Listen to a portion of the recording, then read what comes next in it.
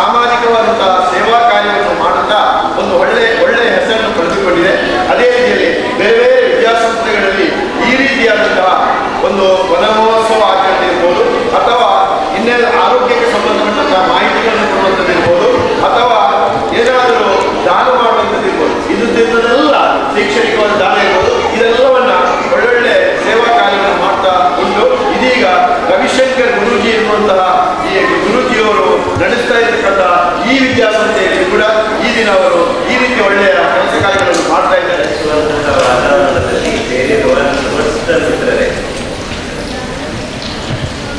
ನಾನು ನಿಮ್ಮ ಶಾಲೆಗೆ ಹೋಗುವಾಗ ಎಷ್ಟು ಮಳೆ ಬರ್ತಿತ್ತು ಗೊತ್ತಾಗ್ತಾರೆ. ಓವರಾಲ್ ಮಳೆ ಚೆನ್ನಾಗಿ ಬರುತ್ತೆ ಅಂತ, ಆದರೆ ನಾವು ನೋಡುವಾಗ ಅಷ್ಟು ಮಳೆ ಇಲ್ಲ. ಏನಾಗಿದೆ ನಮ್ಮ ವಾತಾವರಣಕ್ಕೆ, ಇದರಲ್ಲಿ ನಾವು ವಾತಾವರಣವನ್ನು ಹಾಳು ಮಾಡಿದ್ದೇವೆ.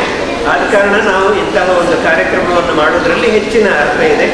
ರೋಟರಿ ಕ್ಲಬ್ ಕೂಡ ಇದರಲ್ಲಿ ಭಾಗಿಯಾಗುವುದು ನಮ್ಮ ಒಂದು ಸೌಭಾಗ್ಯ. ರವಿಶಂಕರ್ ವಿದ್ಯಾಸಂಸ್ಥೆ ಒಟ್ಟಿಗೆ ಸೇರಿಕೊಂಡು ನಾವು ಮಾಡುವಂಥದ್ದು ಒಂದು ಪುಣ್ಯ ಕೆಲಸವೇ. ಈ ಕೆಲಸದಲ್ಲಿ ನಾನು ಮತ್ತು ಹಾಗೂ ನಮ್ಮ ರೋಟರಿ ಕ್ಲಬ್ ದೇರಳಕಟ್ಟೆಯ ಎಲ್ಲ ಮಿತ್ರರು ಒಟ್ಟು ಸೇರಿ ಈ ಒಂದು ಶಾಲೆಯೊಟ್ಟಿಗೆ ಸೇರಿಕೊಂಡು ಮಾಡುವಂಥದ್ದು ನಮಗೆ ತುಂಬ ಸಂತೋಷ ತಂದಿದೆ. ಇದು ಬಹಳ ಅರ್ಥಪೂರ್ಣವಾದ ಕೆಲಸ. ರವೀಂದ್ರ ಶಶಿಯವರ ಭಾಷೆಯಲ್ಲಿ ಹೇಳೋದಾದರೆ ಇದು ಸಮಾಜಮುಖಿಯಾದ ಕೆಲಸ ಅಂತ ನಾನು ಯಾವಾಗಲೂ ಹೇಳೋದುಂಟು. ಇದು ಈ ವರ್ಷದ ರೋಟರಿ ಥೀಮ್ ಕೂಡ ಅದೇ. ರೋಟರಿಗೊಂದು ಥೀಮ್ ಇದೆ ವರ್ಷಕ್ಕೆ, ಅದೇನೆಂದರೆ ಕನೆಕ್ಟಿಂಗ್ ದ ವರ್ಲ್ಡ್ ಅಂತ. ಇದು ಕೂಡ ಹಾಗೆ ಸಮಾಜಮುಖಿಯಾದ ಕೆಲಸ ಮಾಡುವಂಥದ್ದೇ ಕನೆಕ್ಟಿಂಗ್ ದ ವರ್ಲ್ಡ್. ಅಂದರೆ ವರ್ಲ್ಡಲ್ಲಿ ಈಗ ವಾತಾವರಣ ತೊಂದರೆ ಆಗೋದಿರೋದ್ರಿಂದ ನಾವು ಅದನ್ನು ಏನಾದರೂ ಇದೊಂದು ಸಿಂಬಾಲಿಕ್. ಕೆಲವರು ಕೇಳ್ಬೋದು ಇದನ್ನು 2 ಗಿಡ ನೆಟ್ಟರೆ ಎಂಬುದಾಗ್ತದೆ ಅಂತ. ಅದು ಪ್ರಶ್ನೆ ಅಲ್ಲ. ಯಾವಾಗಲೂ ನಾವು ಹೋಪ್ನ ಮೇಲೆ ಹೋಗುವಂಥದ್ದು, ಅಂದರೆ ಮುಂದೆ ನಾವು ಒಳ್ಳೆಯದಾಗುತ್ತೆ ಅಂತ ಹೇಳಿಕೊಂಡೇ ಹೋಗುವಂಥದ್ದು. ಇದಕ್ಕೆ ಪೂರಕವಾದ ಕೆಲಸವನ್ನು ನಾವು ಮಾಡುವಂಥ ಇದು ರವಿಶಂಕರ್ ವಿದ್ಯಾಸಂಸ್ಥೆಯು ಹಾಗೂ ರೋಟರಿ ಕ್ಲಬ್ ಕೂಡ, ರೋಟರಿ ಕ್ಲಬ್ ದೇರಳಕಟ್ಟೆಯು ಕೂಡ ಒಟ್ಟು ಸೇರಿಕೊಂಡು ಮಾಡುವಂಥ ಕೆಲಸ. ಇದು ಪುಣ್ಯವಾದಂತಹ ಕೆಲಸ. ಮತ್ತು ಇವತ್ತು ಡಾಕ್ಟರ್ ನರೇಶ್ ರೈ ಅವರು ಇಲ್ಲಿದ್ದಾರೆ. ಅವರು ಫಸ್ಟ್ ಏಡ್ ಟ್ರೈನಿಂಗ್ ಕೂಡ, ಇದು ಕೂಡ ಲೈಫ್ ಸಪೋರ್ಟ್ ಸಿಸ್ಟಮ್ ಇದೆ. ಅಂದರೆ ನಾವು ಜೀವನವನ್ನು ಹೇಗೆ ಉತ್ತಮಗೊಳಿಸ್ಬೋದು ಅಂತ ಹೇಳುವಂಥ ಪ್ರಶ್ನೆ. ಎರಡೂ ಆಕ್ಸಿಡೆಂಟ್, ನೇಚರಿಗಾಗುವಂಥದ್ದು ಒಂದು ಆಕ್ಸಿಡೆಂಟೇ, ಅಥವಾ ನಾವು ಜೀವನದಲ್ಲಿ ಏನಾದರೂ ಕೆಳಗೆ ಬಿದ್ದೋ ರೋಡ್ ಆಕ್ಸಿಡೆಂಟ್ ಆಗಿಯೋ ಅದು ಒಂದು ಆಕ್ಸಿಡೆಂಟೇ. ಆದರೆ ಎರಡು ವಿಷಯಗಳನ್ನು ಕೂಡ ಏನು ಮಾಡ್ಬೋದು, ಯಾವ ರೀತಿಯಲ್ಲಿ ನಾವು ಕನೆಕ್ಟ್ ಮಾಡ್ಬೋದು ಈ ಲೋಕದೊಟ್ಟಿಗೆ, ಇದು ನಾವು ಕಲಿತುಕೊಳ್ಳುವಂತಹ ಪಾಠ. ರವಿಶಂಕರ್ ವಿದ್ಯಾಸಂಸ್ಥೆ ನಿಮಗೆಲ್ಲ ಒಳ್ಳೆಯ ಅವಕಾಶ ಒದಗಿಸಿಕೊಟ್ಟಿದೆ. ರೋಟರಿ ಅದರ ಜೊತೆ ಸೇರಿಕೊಂಡು ಈ ಕೆಲಸವನ್ನು ಮಾಡ್ತಾ ಇದೆ. ಇದು ಬಹಳ ಸಂತೋಷದ ಒಂದು ವಿಷಯ. ನೀವೆಲ್ಲರೂ ಮುಂದೆ ದೊಡ್ಡದಾಗಿ ಸಮಾಜದ ಉತ್ತಮ ಪ್ರಜೆಗಳಾಗಿ ಬೆಳೆಯುವಂತಾಗಲಿ. ನಾವೊಂದು ಮಗುವನ್ನ ನಿಮ್ಮೆಲ್ಲರನ್ನು ಕೂಡ ನಿಮ್ಮ ಮನೆಯಲ್ಲಿ ನಿಮ್ಮ ಹೆತ್ತವರು ಅಥವಾ ನಿಮ್ಮ ಪಾಲಕರು ಯಾವ ರೀತಿ ಜೋಪಾನವಾಗಿ ನನ್ನ ಮಗ ಅಥವಾ ನನ್ನ ಮಗಳು ದೊಡ್ಡವರಾಗಿ ಸಮಾಜದಲ್ಲಿ ಉತ್ತಮವಾದ ಒಂದು ವ್ಯಕ್ತಿಯಾಗಿ ರೂಪುಗೊಳ್ಳಬೇಕು ಎಂಬ ದೊಡ್ಡ ಕನಸನ್ನು ಇಟ್ಟುಕೊಂಡು ನಿಮ್ಮನ್ನ ಅಥವಾ ನಮ್ಮ ತಂದೆ ತಾಯಿಯವರು ಸಾಕಿ ಸಲಹಿದ್ದಾರೆ. ಆ ರೀತಿಯಲ್ಲಿ ನಾವೊಂದು ಕೊಟ್ಟಂಥ ಗಿಡವನ್ನು ನಾವು ಕೊಂಡೋಗಿ ನಮ್ಮ ಜಾಗದಲ್ಲಿ ನೆಟ್ಟಾಗ ಪ್ರತಿ ದಿವಸ ಅದರ ಬೆಳವಣಿಗೆಯನ್ನು ನಾವು ನೋಡಬೇಕು. ಮರವನ್ನು ನಾವು ಬೆಳೆಸಿದರೆ ಅದು ನಮ್ಮನ್ನು ಬೆಳೆಸ್ತದೆ. ಆದ್ದರಿಂದ ಅತ್ಯಂತ ಅಗತ್ಯಪೂರ್ಣವಾದಂಥ ಒಂದು ಕಾರ್ಯಕ್ರಮ. ಇವತ್ತು ಮಳೆಗಾಲದ ವ್ಯವಸ್ಥೆ ನೋಡ್ತೇವೆ. ಕಳೆದ ಬಾರಿ ಇಡೀ ಜಿಲ್ಲೆಯಲ್ಲಿ ಕೇರಳ, ಕೊಡಗು ಎಲ್ಲ ಸೇರಿ ಒಂದು ರೀತಿಯಾದ ಪ್ರಕೃತಿ ವಿಕೋಪವಾದ ರೀತಿಯಲ್ಲಿ ಮಹತ್ತರವಾದಂಥ ಮಳೆಗಾಲವನ್ನು ಎದುರಿಸಿದ ಸಂದರ್ಭದಲ್ಲಿ ಈ ಬಾರಿ ಅತ್ಯಂತ ಕಡಿಮೆ ಪ್ರಮಾಣದ ಮಳೆ ಸುರಿಯುವಂಥದ್ದನ್ನು ನಾವು ನೋಡ್ತೇವೆ. ಇದು ಬಹಳ ಒಂದು ದುಃಖಕರವಾದಂಥ ವಿಚಾರ. ಈ ನಿಟ್ಟಿನಲ್ಲಿ ಇಂತಹ ಕೆಲಸವನ್ನು ಸಂಘ ಸಂಸ್ಥೆಗಳು ಮಾಡಿದಾಗ ಮರಗಳನ್ನ ನೆಡುವುದು ಯಾಕೆ ಅಂತ ಹೇಳಿದ್ರೆ ಆಮ್ಲಜನಕ ನಮಗೆ ಕೊಡ್ತದೆ, ಇಂಗಾಲದ ಡೈಆಕ್ಸೈಡ್ ಅನ್ನು ತೆಗೆದುಕೊಳ್ತದೆ, ಉತ್ತಮವಾದ ಗಾಳಿಯನ್ನು ಪರಿಸರ ಕೊಡುವಂತೆ ವಿಚಾರವನ್ನು ರವೀಂದ್ರ ಅವರು ಹೇಳಿದರು. ಅದರ ಒಟ್ಟಿಗೆ ಭೂಮಿಯ ಅಡಿಭಾಗದಲ್ಲಿ ಇರತಕ್ಕಂಥ ತೇವಾಂಶದ ಪ್ರಮಾಣವನ್ನು ಕೂಡ ಆ ಮರ ಹೆಚ್ಚಿಸುವಂಥದ್ದು ಕೂಡ ನಮಗೆ ತಿಳಿದಿದೆ. ಒಟ್ಟಿನಲ್ಲಿ ಇಂತಹ ಅರ್ಥಪೂರ್ಣವಾದ ಕಾರ್ಯಕ್ರಮವನ್ನು ರೋಟರಿ ಕ್ಲಬ್ ದೇರಳಕಟ್ಟೆ ಬೇರೆ ಬೇರೆ ರೀತಿಯಲ್ಲಿ ನಾವು ಮಾಡ್ತಾ ಬಂದಿದ್ದೇವೆ. ರೋಟರಿ ಕ್ಲಬ್ ದೇರಳಕಟ್ಟೆ ಇವತ್ತು ವನಮಹೋತ್ಸವ ಕಾರ್ಯಕ್ರಮ ಆಗಿರ್ಬೋದು, ಅಥವಾ ಕೃಷಿಕರಿಗೆ ಬೇಕಾದಂಥ ಉತ್ತಮವಾದ ಮಾಹಿತಿಯನ್ನು ಕೊಡುವಂಥದ್ದಾಗಿರ್ಬೋದು, ಶೈಕ್ಷಣಿಕವಾದಂತಹ ಬೇರೆ ಬೇರೆ ಕೆಲಸಗಳನ್ನು ಮಾಡುವಂಥದ್ದಾಗಿರ್ಬೋದು, ಅಥವಾ ಯಾರಿಗೆ ಮನೆಗೆ ಯಾರಿಗೆ ವಿದ್ಯುತ್ ದೀಪ ಇಲ್ಲ ಅಂಥವರಿಗೆ ಸೋಲಾರ್ ವಿದ್ಯುತ್ ದೀಪವನ್ನು ನೀಡುವಂಥದ್ದು. ಒಟ್ಟಿನಲ್ಲಿ ಸಮಾಜಮುಖಿಯಾದ ಕೆಲಸವನ್ನು ಕಳೆದ 10-12 ವರ್ಷಗಳಿಂದ ರೋಟರಿ ಕ್ಲಬ್ ಮಾಡ್ತಾ ಬಂದಿದೆ. ಖಂಡಿತವಾಗಿಯೂ ಇಂತಹ ಕಾರ್ಯಕ್ರಮವನ್ನು ನಮ್ಮ ಗೌರವಾನ್ವಿತ ಅಧ್ಯಕ್ಷರು, ಈ ವರ್ಷ ನಮ್ಮ ಅಧ್ಯಕ್ಷರು ಕಳೆದ ಬಾರಿ ಅಧ್ಯಕ್ಷರಾಗಿದ್ದಂಥ ಪುರುಷೋತ್ತಮ ಮಂಚ ನಮ್ಮ ಮುಂದೆ ಇದ್ದಾರೆ.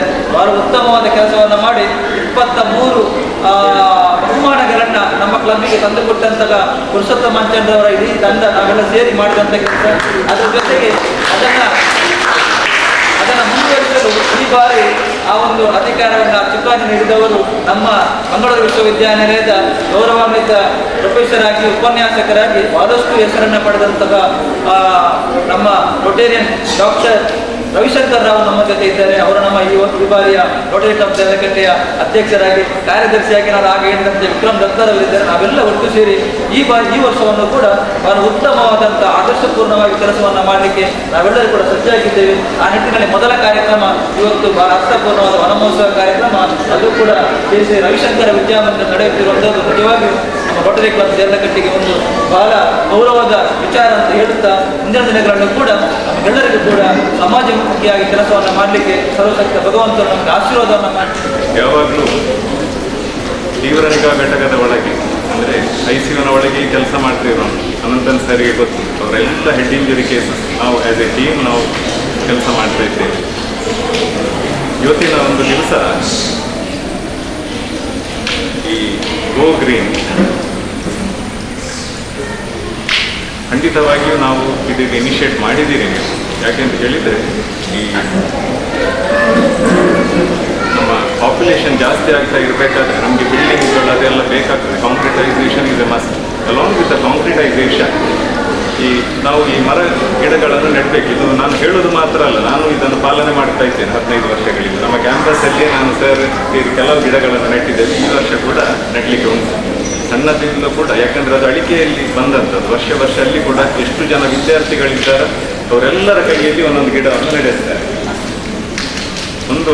ನನ್ನೊಂದು ಪರ್ಸನಲ್ ಎಕ್ಸ್ಪೀರಿಯನ್ಸ್, 2 ಎಕ್ಸ್ಪೀರಿಯನ್ಸ್ ಹೇಳಬೇಕಾದ್ರೆ ಈ ಪ್ರಕೃತಿಯ ಬಗ್ಗೆ. ಯಾರು ಕೂಡ ಪ್ರಕೃತಿಯ ಜೊತೆಗೆ ಆಟ ಆಡಬಾರ್ದು. ಅದು ನನ್ನದು ಮತ್ತು ಅನಂತನ್ ಸರ್ನ ಎಕ್ಸ್ಪೀರಿಯನ್ಸ್.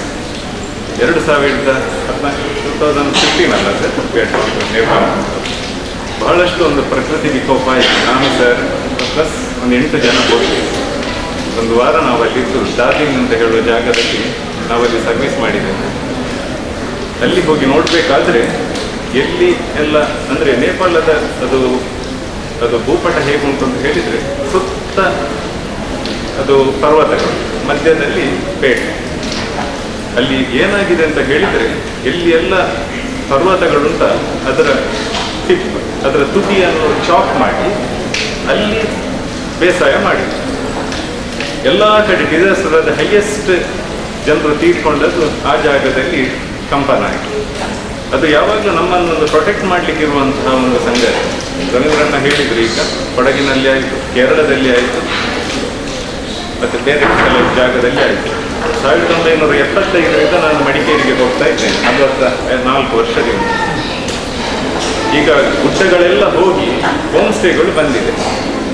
ಮುಖ್ಯವಾಗಿ ಆದ ಕಾರಣ ಅದೇ, ಮತ್ತೆ ಏನಲ್ಲ.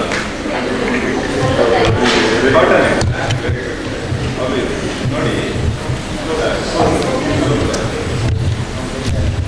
ನಾನು ಪ್ರಥಮವಾಗಿ ಎಲ್ಲ ಕೈ ತೊಳಿತೀರಲ್ಲ, ಟಾಯ್ಲೆಟಿಗೆ ನೀವೇ ಹೋಗಿ ಕ್ಲೀನ್ ಮಾಡ್ತೀರಾ? ನೀವು ಮಾಡ್ತೀರಾ? ಎಲ್ಲ ಯಾವ ಸೋಪ್ ಯೂಸ್ ಮಾಡ್ತೀರಿ? ಯಾವ ಸೋಪ್?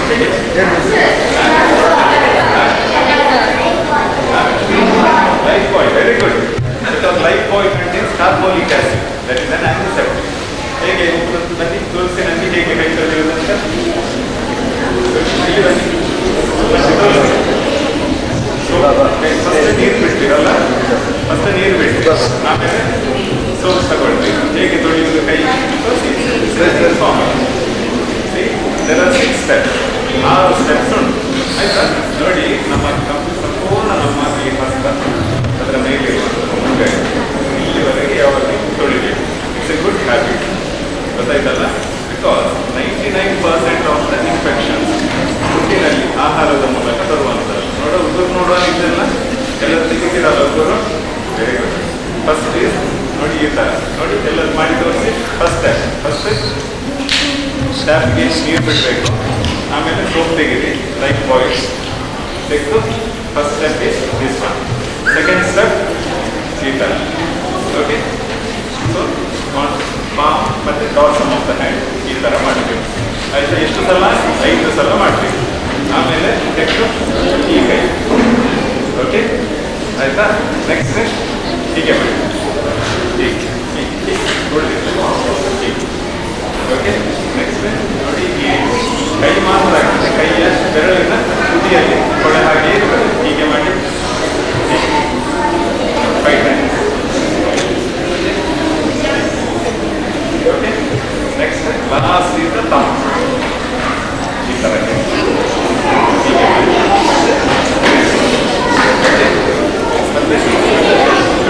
ಮತ್ತೆ ತೋರಿಸ್ತೀರಾ? ಬನ್ನಿ ತೋರಿಸಿ. Very good.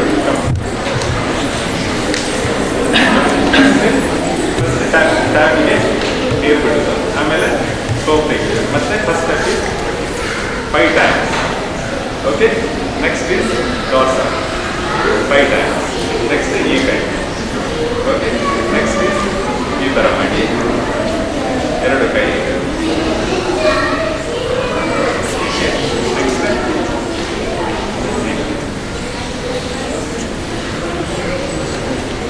Thank you. Everyone should follow before. ಏನು ಮಾಡಿದ್ರು ಟೀಚರ್? ಕಾಟನ್ ಇಟ್ಟಿರುತ್ತೆ. Suppose if you don't get the cotton, ಬಟ್ಟೆ ತೆಗೀರಿ. ಬಟ್ಟೆ ತೆಗೆದು ಅದು ಹೀಗೆ ಇಟ್ಬಿಟ್ರೆ ಬಿದ್ದ ಜಾಗ. ಮತ್ತೆ ತೆಗೆದು ಕೊಡ್ತಾರೆ ಹೀಗೆ 5-10 ನಿಮಿಷ ಹೀಗೆ ಇಟ್ಕೊಳ್ಳಿ. ಓಕೆ ಡೆಫಿನೆಟ್ಲಿ ಕ್ಲೀನಿಂಗ್ ಇರ್ತದೆ.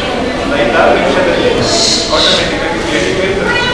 ಓಕೆ ಸಪೋಸ್ ಈಗ ಬಿದ್ದರೆ ಏನು ಮಾಡ್ತೀರಿ? ಬಿದ್ದು ಕೈ ನೋವಾಗಿರುತ್ತೆ, ಏನು ಮಾಡ್ತೀರಿ? ಹೇಗೆ ಪೇನ್ ರಿಲೀವ್ ಮಾಡ್ತೀರಿ? ನೋವನ್ನು ಹೇಗೆ ಕಮ್ಮಿ ಮಾಡ್ತೀರಿ? ಆಸ್ಪತ್ರೆಗೆ ಬರುವ ಮೊದಲು ಏನು ಮುಟ್ಟಬಾರ್ದು, ಆಚೆ ಈಚೆ ಅವನನ್ನು ಹಾಗೇ ಮಲಗಿಸಿ, ಹೀಗೆ ಮಲಗಿ ಕೈಯನ್ನು ಹೀಗೆ ಹೀಗೆ ಇಟ್ಟರೆ ನೋವು ಕಂಪ್ಲೀಟ್ ಆಗಿ ಕೈ ಮುರಿದ್ರೆ ಗೊತ್ತಾಯ್ತಲ್ಲ? Immobilisation, we call it as immobilisation. Okay ಹಾಗೆ ಇಡಿ. ಮತ್ತೆ ಟೀಚರ್ನವ್ರು ಬರ್ತಾರೆ. ಎಲ್ಲಿದ್ದೀನಿ?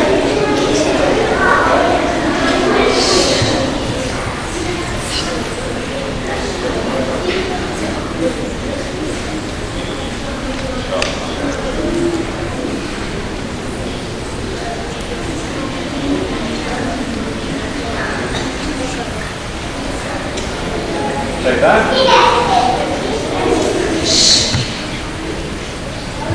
ಓಕೆ ಆಯ್ತಾ? ಕೈಗೆ ಗಾಯ ಆದರೆ ಈ ಥರ ಮತ್ತೆ ಇದು ಇವರೇ ಮಾಡಬೇಕು ಅವರೇ ಮಾಡಬೇಕು ಅಂತ ಯಾರೂ ಇಲ್ಲ. Anybody can do it.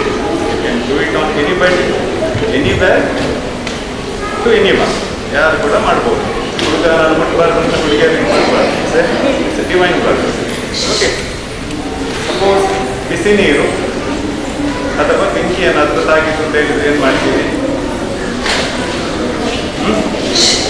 Tooth paste. Very good.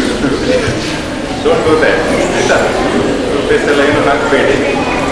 First ಎಲ್ಲಿಗೆ ಗಾಯ ಅಂತ ಸರಿ ತಣ್ಣೀರು ಹಾಕಿ, ಅಲ್ಲಿಗೆ ಆ ಜಾಗ ಸರಿ ಟ್ಯಾಪ್ ಇದ್ದರೆ ಅಲ್ಲಿ ಕೂತ್ಕೊಂಡು ತಣ್ಣೀರು ಸರಿ ತಣ್ಣೀರು ಬಿಟ್ಟು ಡಿಸ್ಟರ್ಸ್ ಎಲ್ಲ ಆಗ್ತದೆ, ತೊಂದರೆ ಇಲ್ಲ.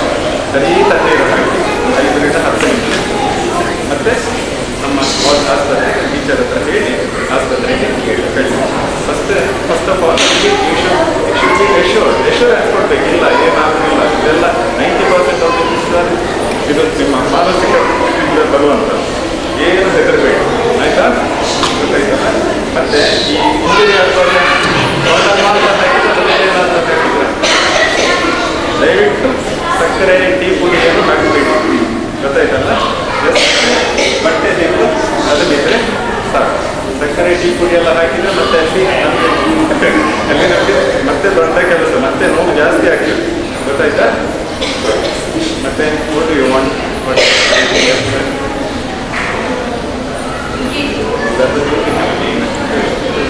ಸರಿ ತಲೆತಿರುಗಿ ಆಲ್ವೇಸ್ ಏನಾದರೂ ತಿಂದರೆ ಹೆಚ್ಚಿನ ಸಲ ಮಕ್ಕಳು ನೀವು ನಿಮ್ಮ ತಿಂಡಿ ಆಹಾರ ಎಲ್ಲ ಕರೆಕ್ಟಾಗಿ ಮಾಡಿಕೊಂಡು ತರಬೇಕು ಮನೆಯಲ್ಲಿ. ಗೊತ್ತಾಯ್ತಲ್ಲ? ಆಹಾರ ಎಲ್ಲ ಇಲ್ಲದಿದ್ದರೆ ನೀವು ಇಷ್ಟೊಂದು ಆಡ್ತೀವಿ ಪಕ್ಕನೆ ಸಿಂಕೋಪಲೈಟ್ ಆಗಿದೆ ಅಂತ ಹೇಳ್ತೇವೆ. ಆ ಥರ ಇದ್ದರೆ ಏನು ಮಾಡಬೇಕಂದ್ರೆ ಫಸ್ಟ್ ಆಫ್ ಆಲ್ ಅವರನ್ನು ತುಂಬ ಜನ ಸೇರಬೇಡಿ, ಅದರ ಸುತ್ತಮುತ್ತ ಅವರನ್ನು ಯಾವಾಗಲೂ ಬೇರೆ ಜಾಗಕ್ಕೆ ತಗೊಂಡು ಬಂದು ಮಲಗಿಸಿ. ಹೀಗೆ ಮಲಗಿಸಿ ಬೇಕಾದರೆ ಸ್ವಲ್ಪ ಎತ್ತಿ ಇಡಿ. ಯಾಕಂತ ಹೇಳಿದರೆ ಸಿಂಕೋಪಲೈಟಿಗೆ ಜಾಸ್ತಿ ಬರೋದು ಬಿ ಪಿ ಕಮ್ಮಿ ಆದಾಗ, ಅಂದರೆ ಈ ಹೃದಯದಿಂದ ರಕ್ತ ಕೆಳಬಾರದಂತ ಹೃದಯಕ್ಕೆ ರಕ್ತ ಎಲ್ಲರಿಗೂ ಗೊತ್ತುಂಟಲ್ಲ, ಹೃದಯ ಎಲ್ಲಿರುವಂತ keep okay. Kindly don't give any water. The patient ground ಇರ್ತಾನೆ, ರೆಸ್ಪಾನ್ಸ್ ಇರುವುದಿಲ್ಲ. ಏನು ವಾಟರ್ ಇದು ಏನು ಕೊಡಬೇಡಿ, ಬಾಯಿ ತಿಂಡಿ ಕೊಡೋದಾಗಲಿ ನೀರು ಕೊಡಬೇಕು. ಯಾಕಂದರೆ that will make more harmful.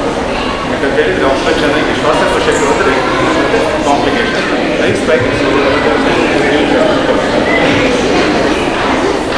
Ice packet ಏನಾದರೂ ಕೆಳಗೆ ಕಪ್ಪ ಆದರೆ ಸ್ವಲ್ಪ ಬ್ಲೀಡಿಂಗ್ ಆಗ್ತದೆ ಕೆಲವು.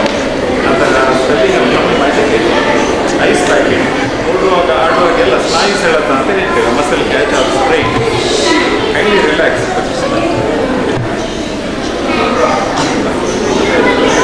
ಹೆಚ್ಚಾಗಿ ಆಗಬೇಕಾದ್ರೆ ಆಡ್ತಾ ಇರುವಾಗ ಮಸಲ್ ಕ್ಯಾಚ್ ಆಗ್ತದೆ. ಯಾವ ಕಾಲಿಗೆ ಹೀಗೆ ಮಾಡಿದರೆ ರಿಲೀಫ್ ಸಿಗ್ತದೆ, ಹಾಗೆ ಮಾಡಿ.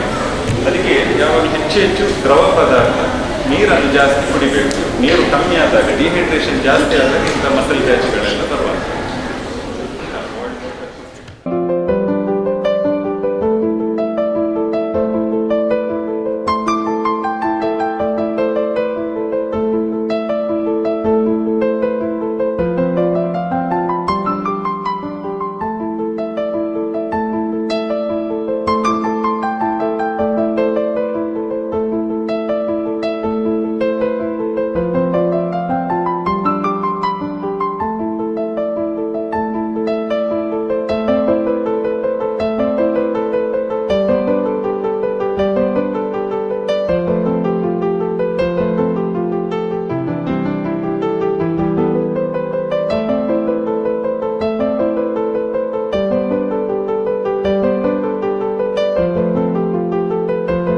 conservation and planting trees. It is done in week-long procedure. Vana means forest and Vanamotsa means festival. Vanamotsa is an annual tree planting movement in India, which began in year 1950. The name Vanamotsa means Festival of Forest. It is a gain significant national importance and every year millions of rallies are planted across in India. Observation of Vanamotsa week. We celebrate Vanamotsa on July 1st. Planting of trees during the festival service various purposes like providing alternative food, increasing production of food resources, help creating shelter, beds for fields to increase productivity, provide food for cattle, for shade and decorative landscapes, helps conservation, soil degradation, etc. The festival educates the awareness of trees among people and proclaims the need of planting.